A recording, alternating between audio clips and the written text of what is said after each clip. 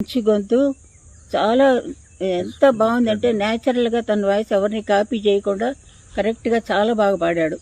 చాలా బాగా పాడితే తనకైనా సొంతంగా భగవంతుడు గొంతు ఇచ్చాడు కదా, ఆ గొంతులోనే పాడాడు, ఎవరిని కాపీ చేయలే. నేను చెప్పాను, నీ గొంతులోనే నువ్వు పాడావు, చాలా బాగుంది, ఎవరిని కాపీ చేయకుండా బ్రహ్మాండంగా పాడావు, నువ్వు సినిమాలో పాడావంటే గొప్పగా గొప్పగా రాణిస్తావు, నువ్వు ఫేమస్ అయిపోతావు అని చెప్పాను, దీవించాను. నమస్కారం చేశాడు.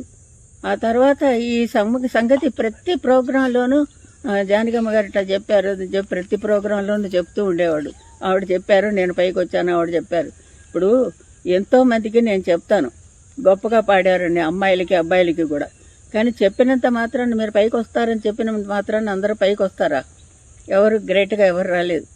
అది అతని అదృష్టం ఉంది, భగవత్ కృప ఉంది, తను చాలా బాగా పాడతాడు కనుక పైకి వచ్చాడు. సరే, అదట్ట ఉంచండి. అతను మెడ్రాస్ వచ్చినప్పటి నుంచి మేము ఎన్ని పాటలు పాడామంటే, ఎన్ని డ్యూయెట్లు పాడామంటే లెక్క పక్క లేదు. వేలకు వేలు పాడాం. తెలుగు, తమిళ్, కన్నడం చాలా పాటలు. తర్వాత మలయాళం కూడా పాడాము, హిందీలో కూడా పాడాము. అన్ని పాటలు అన్ని మంచి పాటలు. కన్నడంలో పాడిన కూడా బ్యూటిఫుల్ సాంగ్స్, మలయాళం డ్యూయెట్లన్నీ కూడా. మేమిద్దరం ఫ్రెండ్స్ అల్లే ఉండేవాళ్ళం. ఏదో కో సింగరు, కో ఆర్టిస్ట్ అన్నట్టు కాకుండా ఫ్రెండ్లీగా ఉండేవాళ్ళం అనమాట. ఫ్రెండ్లీగా ఉంటూ చాలా చనువుగా గొడవ చేసుకోవడం, అల్లరి చేయడం, తిట్టుకోవడం, ప్రోగ్రామ్ రికార్డింగ్లో పోట్లాడుకోవడం, మళ్ళీ కలుసుకోవడం, ఇట్లా చేసుకుంటూ ఉండేవాళ్ళం అనమాట. తర్వాత పాటలతో ఆడుకుండేవాళ్ళం, మేము ఆడుకుండేవాళ్ళం, అంతే, ఆటే. ఆ తర్వాత ఎవరు బాగా పాడతారు, ఎవరు గొప్ప అని కాంపిటీషన్ మా ఇద్దరికి, ఎవరు గొప్పగా పాడతారని పోటీతో పోటీ పడి పాడేవాళ్ళం. ఇట్లా పాటలన్నీ ఎంతో గొప్పగా వచ్చినాయి. ఎన్నో పాటలు పాడాం ఇద్దరం కలిసి. అది మర్చిపోలేని విషయం జీవితంలో. ఒకసారి 3 నెలల ముందర మైసూరుకు వచ్చాడు తను. నేను మైసూరులో ఉంటున్నా కదా, మైసూరుకి వచ్చినప్పుడు ఇక్కడ ప్రోగ్రాం జరిగిందనమాట. ముందు రోజు సాయంకాలం మా ఇంటికి వచ్చాడు.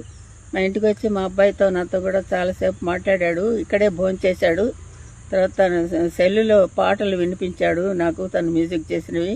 ఇప్పుడు తను మ్యూజిక్ చేసిన పాటలు నేను ఎన్నో పాడాను. తను పిక్చర్లు చేశాడు కదా, నేను కూడా కొన్ని ప్రైవేట్ సాంగ్స్, పిక్చర్ కూడా మౌన పోరాటం చేశాను. అందులోనూ తను పాడాడు. తన మ్యూజిక్లో నేను పాడా, నా మ్యూజిక్లో తను పాడాడు. అట్లా ఎన్నో సంఘటనలు ఇవన్నీ మర్చిపోలేనివి.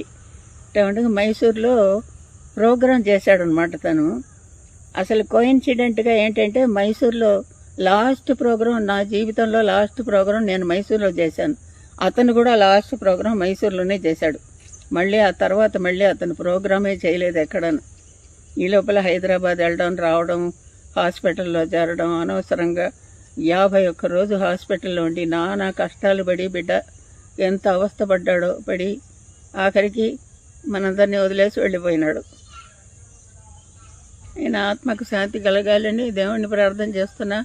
వాళ్ళ ఇంట్లో అందరికీ ఎవరికి ఏ కష్టం రాకుండా, అందరూ బాధపడకుండా సుఖంగా ఉండాలని ప్రే చేస్తున్నాను.